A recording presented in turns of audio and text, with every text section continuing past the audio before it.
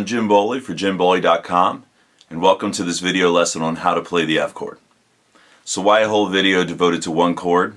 Well, out of all the chords that we learn in the early stages of our guitar career, the F is typically the biggest problem chord of all.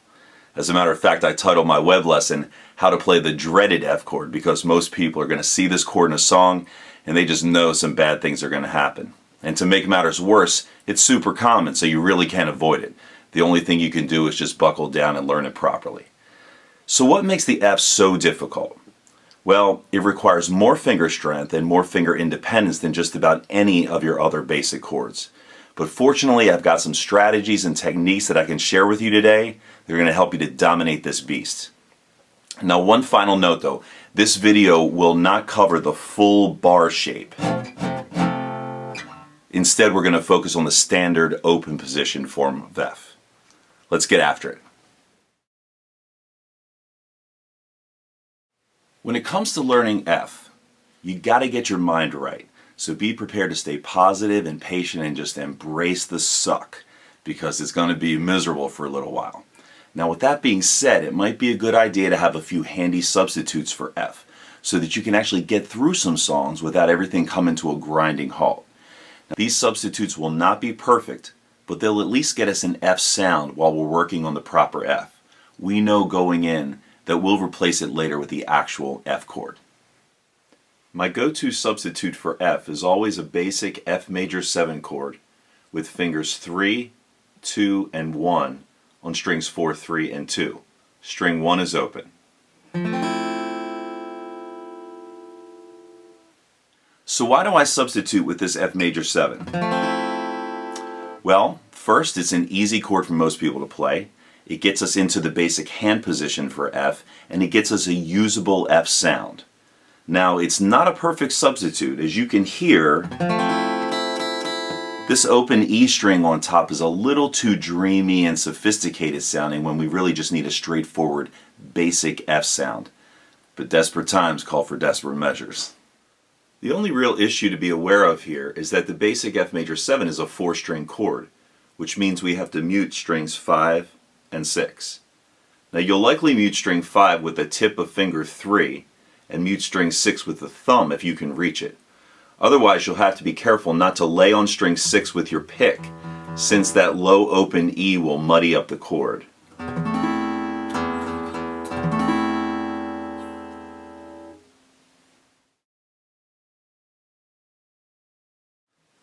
A potentially better choice as an F substitute is F major 7 / C.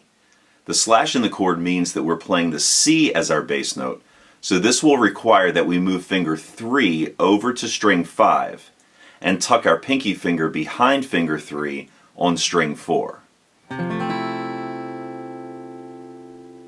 The benefits to using this substitute are numerous. First, it gives us a thicker sound because it uses 5 strings.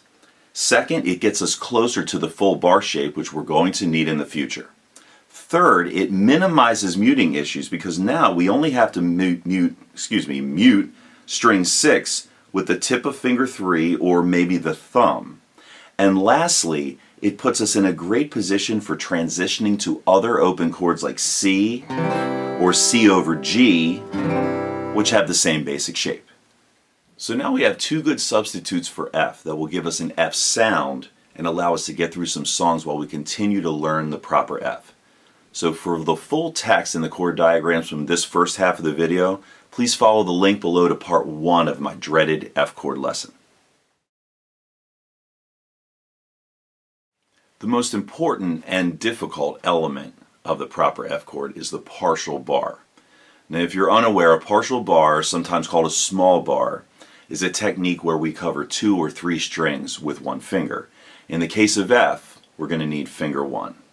A technical requirement for making a good partial bar is the inversion of your distal joint, or joint 1. It's probably a good idea to work on this with each finger, as you'll need this going forward. For now, though, we just need to invert the distal joint of the first finger. In my experience, a small percentage of folks simply can't do this.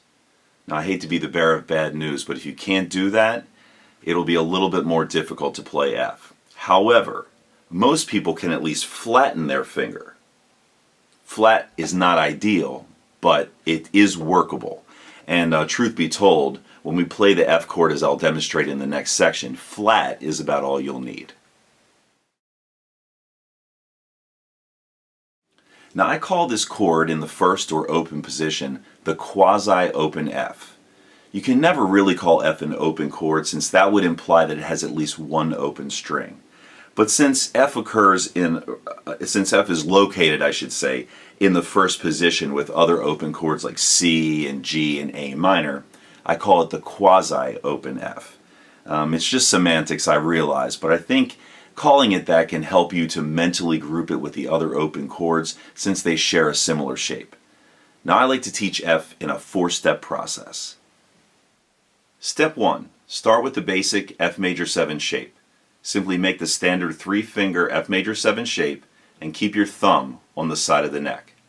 The pressure from your thumb should come from the bottom of the thumb pad near the first joint and not close to the tip. Make sure you can feel the pressure in the correct spot before you move on. Step 2. Collapse the first finger into a partial bar on strings 1 and 2.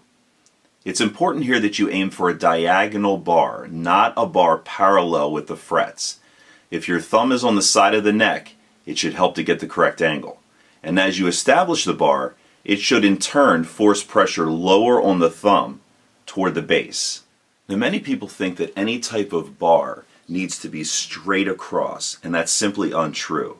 As a matter of fact, partial bars are almost always formed on some sort of diagonal, so you're working with your anatomy rather than against it. And this is especially true for partial bars with finger 1. Now, if you were to place this bar parallel with the frets, you can see how it forces your thumb back. In this particular case, having the thumb back is not ideal because we want the thumb there for muting purposes and for control. Holding the partial bar and the thumb on the side at the same time might feel a little clunky at first because your palm usually has to rise up a little bit to the neck. Now that kind of thing is usually discouraged, but in this particular case it gives us a stronger hand position with more control, and it makes it feel more cohesive with the other chords. Step 3. Push the chord. Since the bar is the hardest part, we unconsciously often pull back toward the bar to flatten it, which causes fingers 2 and 3 to lean back and mess up the sound. Instead, use the mental cue to push the chord toward you. This keeps the bar strong and also keeps your fingers upright, resulting in a cleaner chord. Step 4. Mute the low strings.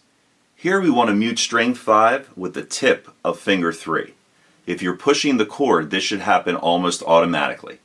Now, if for some reason you can't mute string 5, you'll wind up with an F/A chord. This is not a deal breaker, but it's not ideal either, since the open A string is not appropriate most of the time. So make a strong effort to mute string 5. It's also my recommendation to make every effort possible to mute string 6 with your thumb. Now this can be tough, especially while keeping the other finger steady, but it should be your goal. There are 2 other ways that we can learn to play the F chord. The first way is to start with F major 7/C. Now this is almost identical to the 4-step method we just learned, except that in this case all the fingers are aboard. Now this makes sense technically, and it's highly useful in all sorts of playing situations. It's a great complement to the standard F major 7, and I strongly recommend you learning this way as well.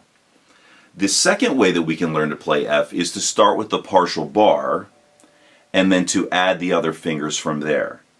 Now honestly, I would use this as a last resort. I think it's a stronger method to start with more fingers aboard rather than less. For the full text and chord diagrams from this part of the video, please follow the links below to part 2 of my dreaded F chord lesson. Thanks for watching. I hope you got some good ideas today on how to tackle that dreaded F chord, both through some smart substitutions and by following the 4-step process. Now make sure to follow the links below for the full lesson on my website. I'll see you next time.